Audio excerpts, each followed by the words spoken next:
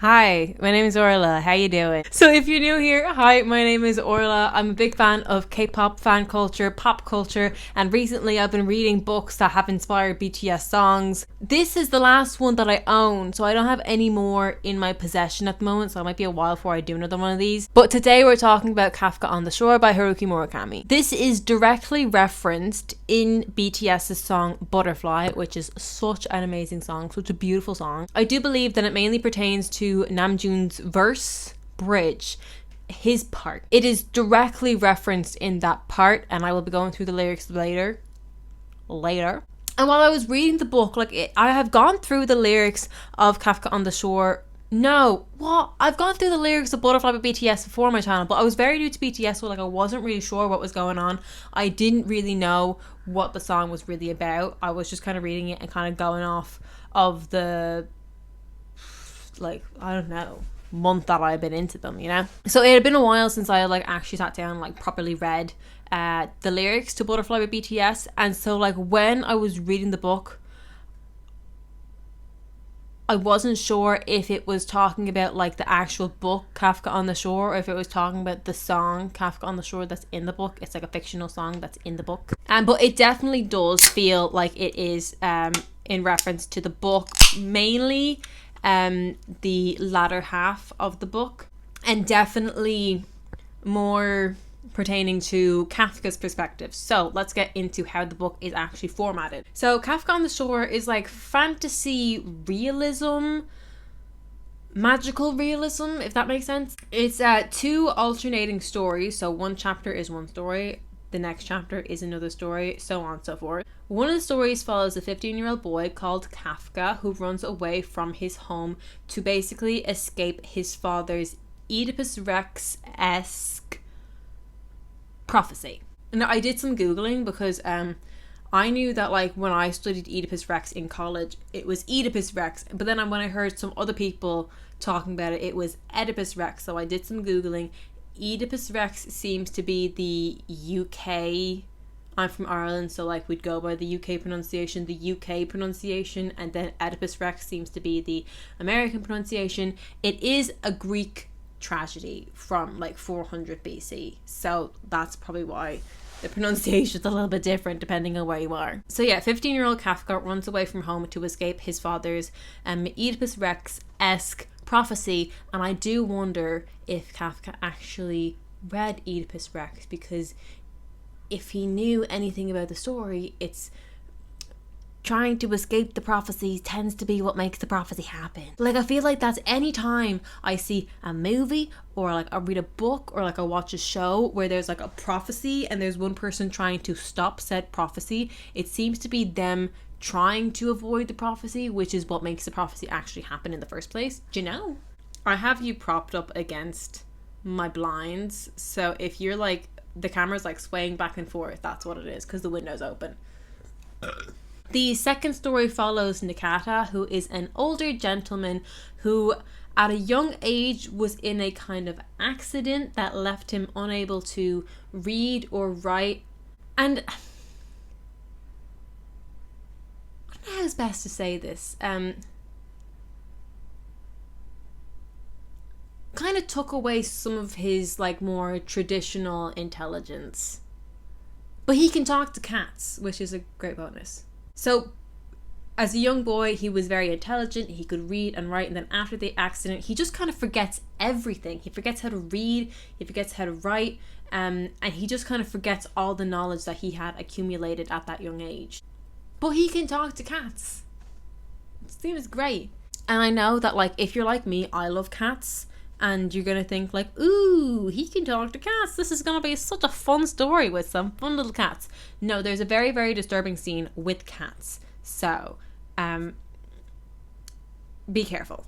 There are some trigger warnings for the book. I would recommend the book, but I just want to get the trigger warnings up first so that I'm not sending you out to read a book that wouldn't actually be suitable for you in the first place. Trigger warning. This article contains mention of and information about sexual assault, violence, and rape that may be triggering to survivors. So I just wanted to get that up there because I would recommend that you read this book, but if that is something that would trigger you, I wouldn't recommend it because reading it, there were some very graphic and uncomfortable scenes. Now, before I even read the book, the title Kafka on the Shore, like, it did make my ears perk up a little bit because I knew of Franz Kafka.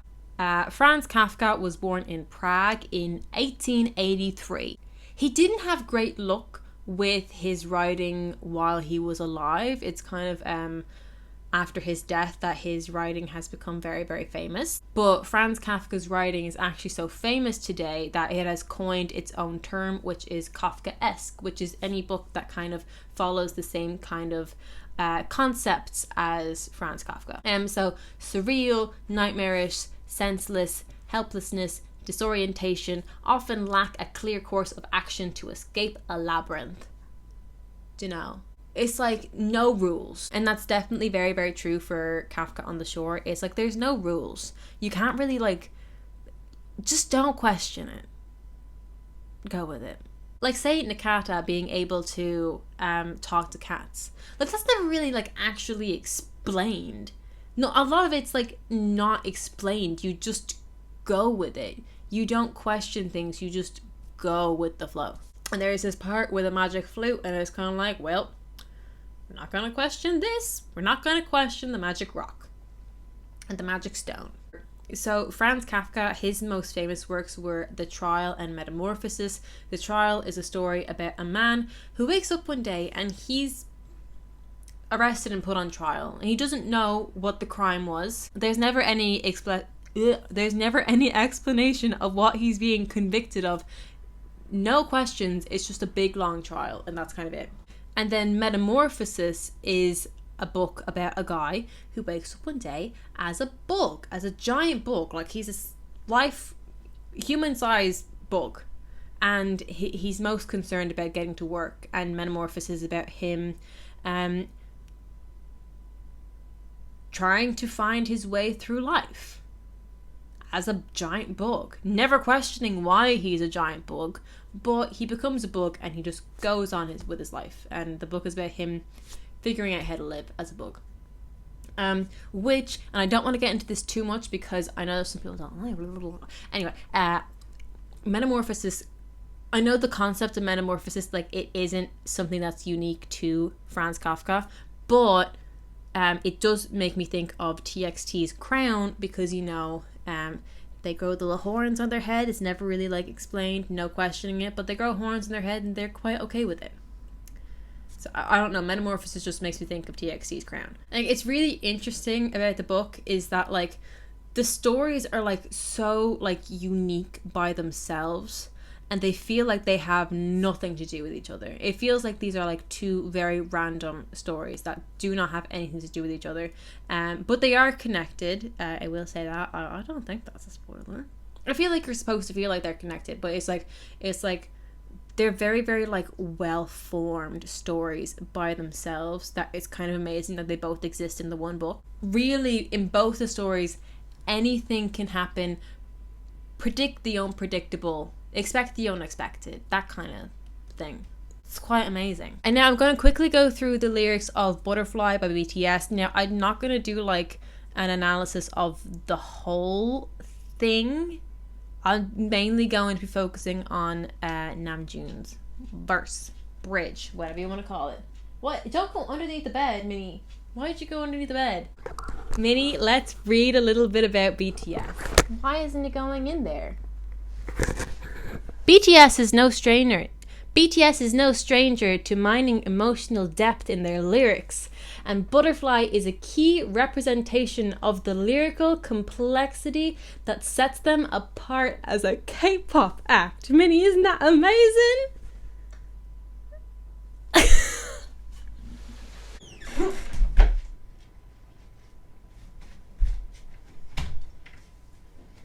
If you're going to open the door, make sure there's nothing that's gonna fall.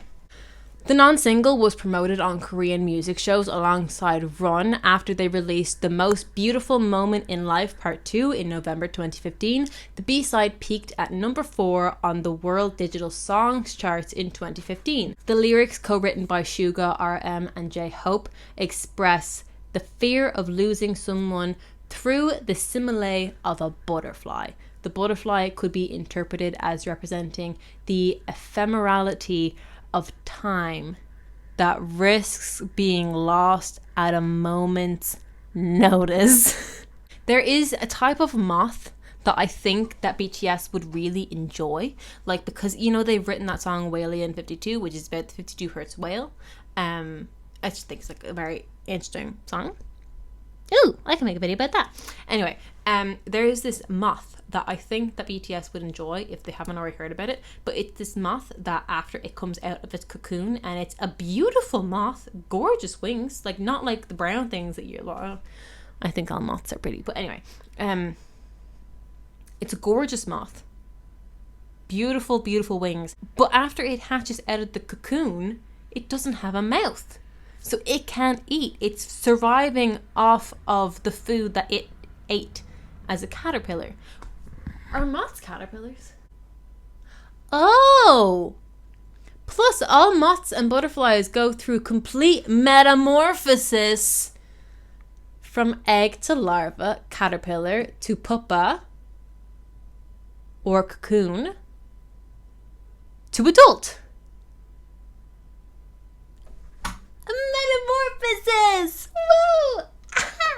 Yeah, but anyway, there's this moth, and it's gorgeous, it's beautiful, and I think that it's like quite a nice like concept that, like, once it becomes its beautiful state, it doesn't last for very long. Do you know? It's only there to basically procreate. And doses. Anyway, let's go through the lyrics. I'm going to read them for you now. They're really great lyrics if you haven't heard them before. I'd be happy just to read them out to you. Don't think of anything. Don't say anything, not even a word. Just give me a smile. I still can't believe it. All of this seems like a dream. Don't try to disappear. Is it true? Is it true? You're so beautiful that I'm scared. Untrue, untrue, you. Will you stay by my side? Will you promise me? If I let go of your hand, will you fly away and break? I'm scared of that. Will you stop time if this moment passes as though it hadn't happened? I'm scared I'll lose you. Butterfly, like a butterfly, just like a butterfly, but butterfly. Butterfly, butterfly. Butterfly, like a butterfly, just like a butterfly, but butterfly. You're just like a butterfly, from afar I steal glances. If we touch hands, will I lose you? You shine in this pitch darkness that is the butterfly effect. Your light touches, I forget the reality at once. The butterfly effect, very, very interesting. I have gotten the definition of this up before, but like when you Google the definition, it's like so complicated. Basically, the idea is butterfly, very small creature, flaps its wings. When it flaps its wings, it like it pushes air forward, and that air travels, and then it continues to travel, and then down the road you get a tornado. So something so small doing something so simple can have a major effect down the line. The tiny thing that seems so insignificant at the time that it takes place then goes on to have such a major impact. That's the butterfly effect. It's like a wind that gently strokes me. It's like a dust that gently drifts along. You're there, but for some reason I can't reach you. Stop.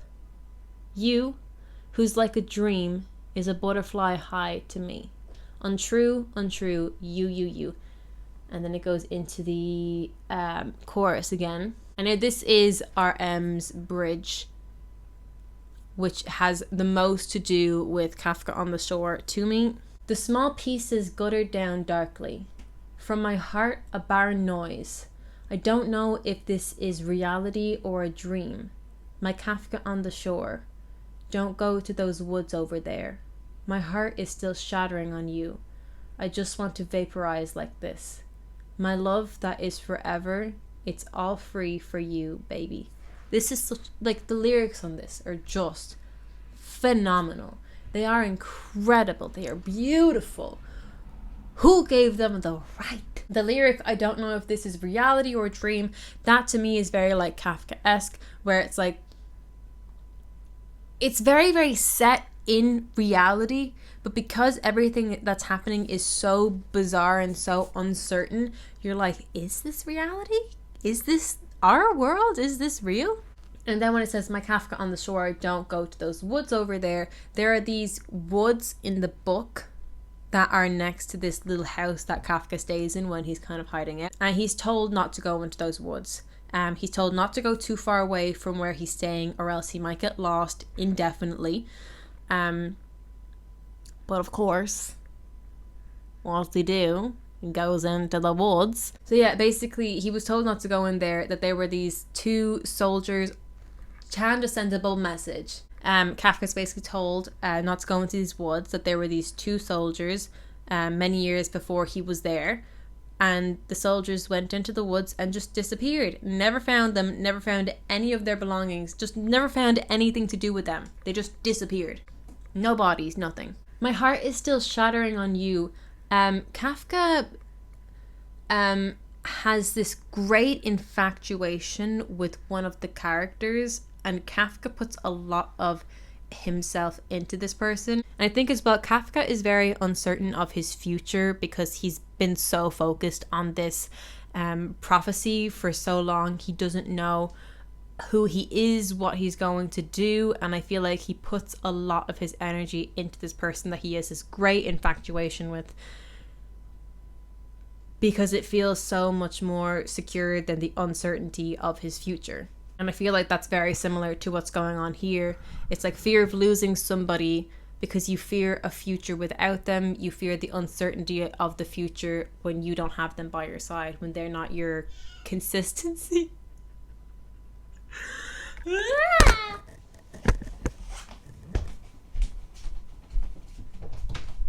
What's wrong, baby? Okay. And yeah, then it's just the chorus repeated again. But I really like the part, and it's Taehyung's part, where it's like, will you stop time if this moment passes as though it hadn't happened? Again, like, that's kind of like, it's kind of like this unrealistic, like, fantasy version of the world where you would be able to stop time, which I think many, many people would love to be able to stop time every once in a while, or like go back in time. When you read a book like Kafka on the Shore, and then you read those incredible lyrics that BTS perform, it just like, it shows how much BTS like think about what they put out into the world. And although like they have fun songs, yes, and they have songs that don't have incredibly deep meaning, because not every song has to, but their attention to detail in what they do is phenomenal. It's incredible. It's in a league of its own. It's just so amazing to see that kind of energy put into writing. It's very, very inspirational to me as someone who enjoys to write music. It's very, very inspirational to see how they really think about what they're writing and what the purpose of their writing is. If you like this video, make sure to give it a thumbs up and subscribe to post notifications. Remember, you say genius, I think Minyoongi. All my socials will be linked down below, and I will see you when I see you. Okay, bye!